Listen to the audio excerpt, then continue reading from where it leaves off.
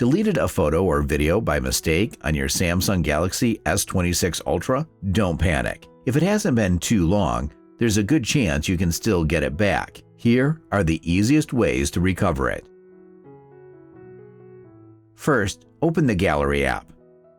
Tap the menu icon and go to Trash or Recycle Bin. Here you'll see your recently deleted photos and videos. Samsung usually keeps them here for up to 30 days, so if your file is still there, just select it and tap Restore. That's the fastest way.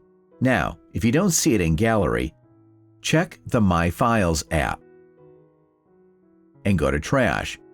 Sometimes deleted media or downloaded files show up there instead. If you find the file, just restore it from there. And if it's not in either place, the next thing to check is your cloud backup. If you use Google Photos or OneDrive, open the app and check the trash or bin there too. A lot of the time, your deleted files are still sitting in the cloud even after they disappear from your phone. So if you find them there, just restore them back. And that's it. Those are the best ways to recover deleted photos and videos on your Samsung Galaxy S26 Ultra.